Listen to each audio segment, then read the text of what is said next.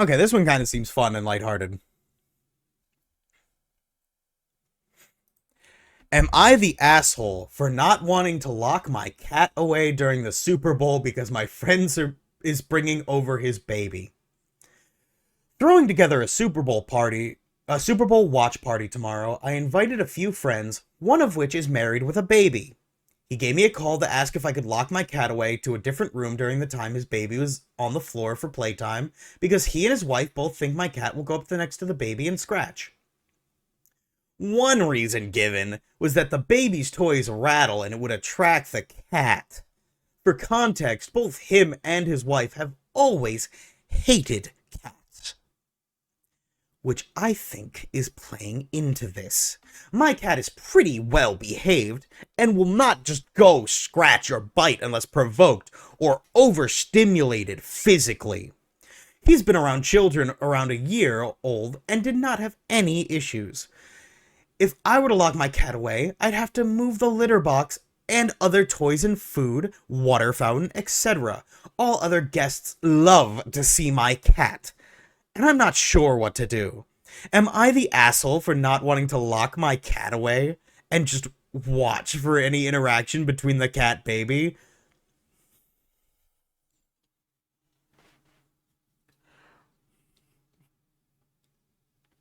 Yeah, you're kind of the asshole.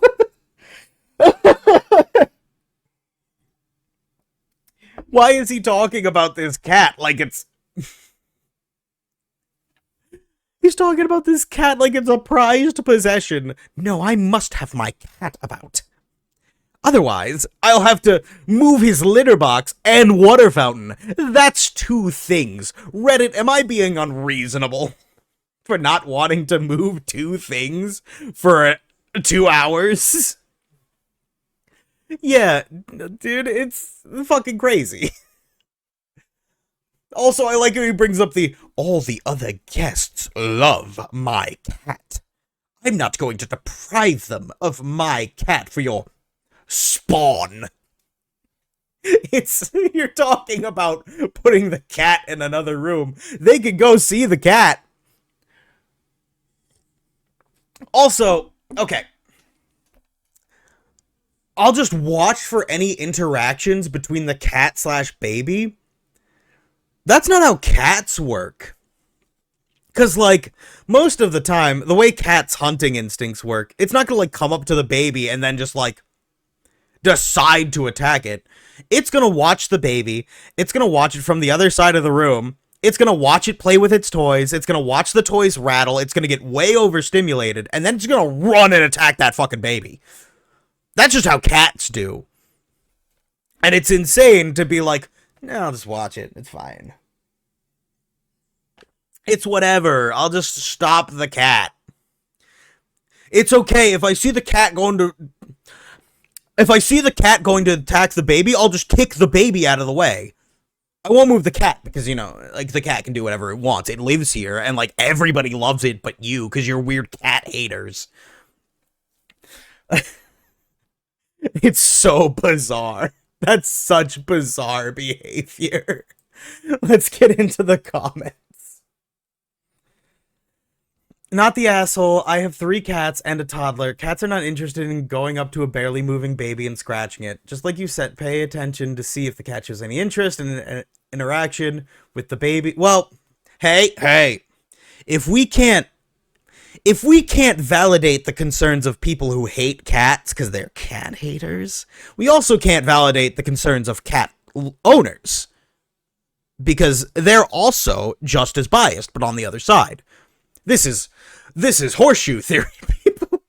This is cat shoe theory. And we have to respect it. Also, I love cat people, right? Because, like, cat people apparently know nothing about cats. Because cat people will be like, well, my cat, who's a perfect angel baby, has never hurt another human being in its life. And yes, I did say another human being, because that's how I view my cat. And then you're like, well, what if another cat is like temperamentally different to yours, and they go, well, that's impossible. I just refuse to consider that. So, why don't you deal with that?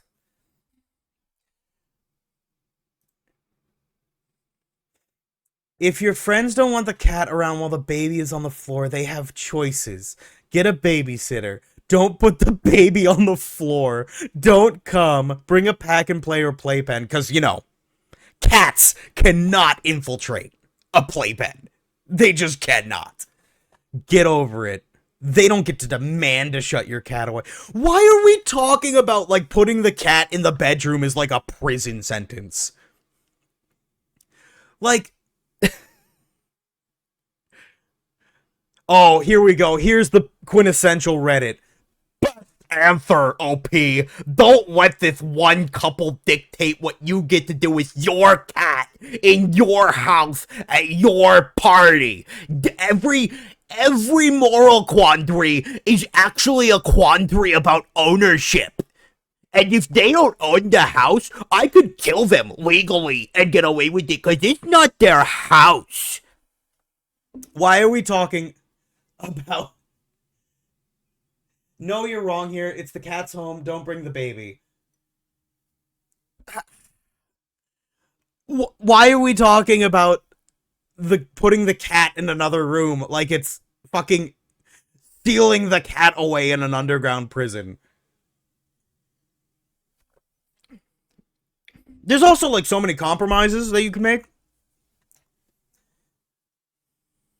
And moving cat's litter box will make it not use the litter box. But why do you have to move the litter box? What room is the litter box in the living room? Because normally you don't keep litter boxes in the living room. Like, I guess that's fair. I guess that's a fair point, that moving the litter box makes the cat not use the litter box. But they'd have to lock it up with the cat. Or they could just put the cat in the room that it's in. But there's also so many more compromises that could be made. My issue is not even just with the owner not wanting to put the cat in another room. Also, we're talking about, they specifically said, hold on, let me...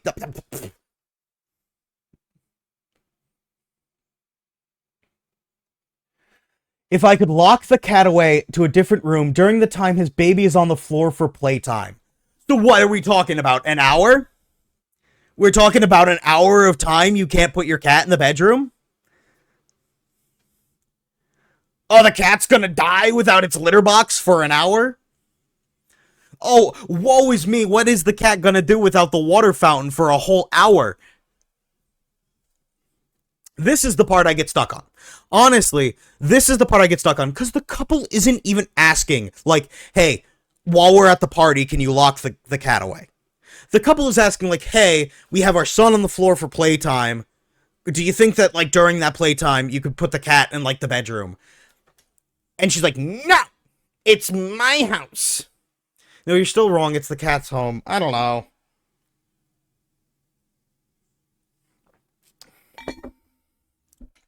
I don't know. That it seems like a lot.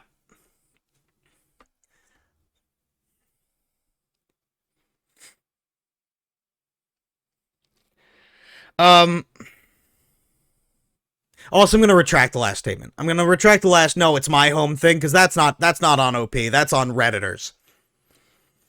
That's on Redditors. That's not in the post. We're going to retract that last statement. Strike it from the record.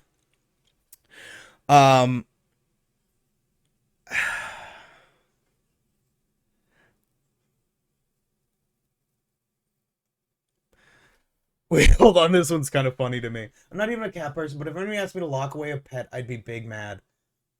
I don't know. I don't think I would if it was, like, for an hour while their newborn was on the floor. I guess it's not a newborn if it's, like, having floor playtime. But still. I don't know. And, like, one of the reasons that I chose this post, and I do sound impassioned about it, but there were really no stakes here, right?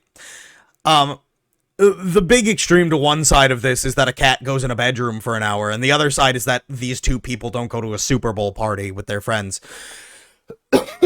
And I think it's important to keep that in context. Um, but it just doesn't seem like that big of a deal. There are plenty of other alternative compromises that I think both sides could find. One, this couple has a baby. Do they have a baby gate? Because they could bring a baby gate and just be like, what if we put up the baby gate? Or they have the option not to come over. I'm not going to upset my pet in its own home or risk pissing on my stuff because my friends don't want to sit on the floor with their baby. I guess that's fair. Or here's the other option. Why not for playtime? Why don't you take your baby and go to another room? Be like, hey, my baby needs to do his floor playtime. Can we use your bedroom? And then we'll just let him shake his sillies out. And then we'll come back to the party. Also, cats don't go around attacking babies. I don't know. I've seen some cats do some crazy shit. My sister used to have a cat that would, like, hide in dirty laundry in, like, those floor laundry baskets. And when you would come near him, when you would come near the laundry basket, his ass would launch out of that thing. And just to get as high as he could so he could claw and bite you and then he'd run away. Cat was a little bastard. Also, like, you're right. Cats don't just attack babies, but, like, it is an animal that could mildly, mind you, hurt your child. So I understand, like, trepidation around it. A lot of people have their cats around babies. Aggressive cats aren't that common. We just remember them the most. That might be true. That might be fair, yeah. I still think there are ways around this that aren't, like, again, just take your baby to the other room. Why lock up the cat? Lock up you and the baby. Because we're talking for an hour. Like, we're talking about such minimal, absolutely bare bones consequences. Or just don't go. Just don't go. I don't know. Like, who cares?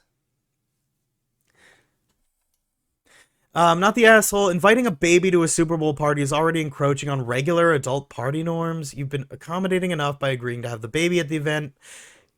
Your cat is part of the household and should not be confined for a baby short visit. If the overly concerned about the baby's safety, they should make other arrangements for the baby during the party or simply decline the invite. If they choose to come, they can keep their baby close and within sight. It's unreasonable for them to expect you to alter your cat's living situation for the duration of the game. A lot of people, or just sit on the floor with the baby so you're right there. Yeah, that's also true. I don't know, they sound like they really don't trust this cat. That's about as deep as I want to dive into this. I think I'd go no assholes here. I don't think that the parents are, like, asshole-ish for asking. I also don't think that OP is asshole-ish for saying no. I think this is pretty cut and dry, no assholes here. I don't think I could be swayed in one direction or the other. So with that said, case dismissed. We're moving on. Am I the asshole for asking my girlfriend to change her breakfast? My, male 26, girlfriend, female 25, is gluten-free due to a health issue, so she sticks to the same 5 recipe types. Breakfast, lunch, snacks, and dinner. Yeah, those are the recipe types, I guess. Dessert's not in there. They're the 6 recipe types. She only uses 5 of them. I'm sorry. So the same 20-ish recipes. Every morning she fixes the same breakfast of gluten-free waffles and hard-boiled eggs. We moved in with each other 2 weeks ago. I was fine with her breakfast at first, but she makes the house stink with the hard boiled eggs. She has said she is fine with getting the hard boiled eggs from the store. She said she prefers the fresh hard boiled eggs since the store bought ones soil easier. This week, when she was doing our budgeting, there was no room left in her budget for my snacks and beers, and the Super Bowl was coming up. So I was going to have some buddies over to watch. So I need extra money for that. So I asked her if she really needed the eggs. She started to throw a tantrum saying that I already changed her routine once and she wasn't going to change it again. Oh, I shouldn't be that. It shouldn't be that hard, but am I the asshole? Edit. She has to buy a certain brand of eggs that has a bunch of special properties. I'm not entirely sure on it. She said her nutritionist said for her to stick to that specific brand, and for 12 eggs, it's like $8. I've tried to tell her that the brand doesn't matter, but she won't listen.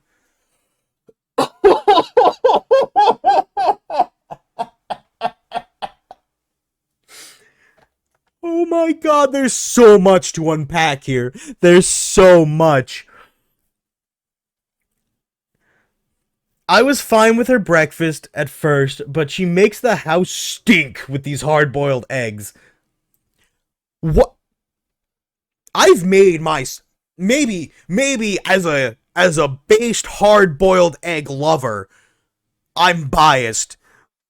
But do hard-boiled eggs stink? Do hard-boiled, and I live in a small apartment, right? Me and my wife live in a small apartment. So when you cook, apparently hard-boiled eggs stink. My wife's screaming at me from the other room.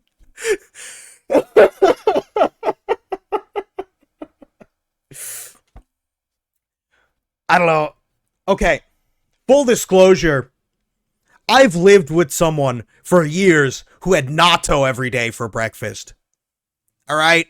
So maybe I just have a different tier of what stinky breakfast is. But I don't think hard-boiled eggs are that bad. That's far from the most egregious part of this post. That's so far from the most egregious part of this post. So you make her buy pre-hard-boiled eggs from the store.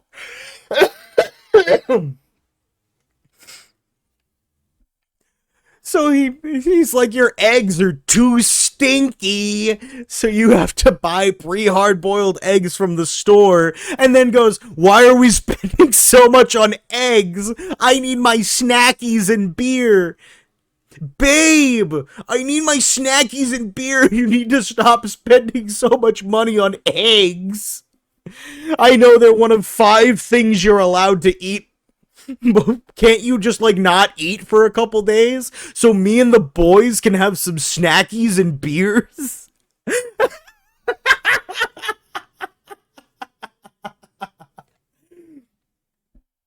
That's so funny. It's so fucking stupid, but so funny. Why don't you just not eat breakfast, babe? That way I can have snackies.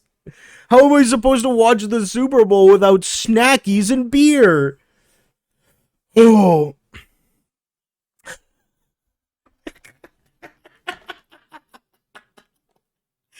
That's so fucking funny. Oh. Oh, God. Oh. I'm gonna re-injure my throat. There was no room left in the budget for my snacks and beers. That sounds like a you problem. Why didn't you start planning ahead of time for the experience? The expense. Why can't you ask your buddies to BYOB? Making your lack of planning your girlfriend's problem is an asshole move. Also, skipping her eggs isn't gonna buy you a full 6-pack of beer. I imagine also that, like, this dude doesn't work. This dude does not have a job. And that's fine if that's their situation. And we'll redact this part from the record, all right? We won't judge on this because this is just speculation. But that's fine if that's their situation. But also, you don't get to go, oh, well, you're eating food again? But how am I gonna buy beer? It's fucking so good. It's so good. There was no room in the budget for my snacks and beer. Well, I hope you're not being serious. The Super Bowl was coming up and I wanted to have some buddies over to watch. And I hope you're not saying that while on a budget where you're trying to control the eggs your girlfriend buys. You're buying beer for your friends. I'm a celiac and we tend to lose out on protein from the restrict diet. I eat a lot more eggs and recipes. I don't eat hard-boiled eggs, but everything I make has more eggs in it eggs than it used to, and it's weird. OP knew the Super Bowl was coming up and how to plan ahead.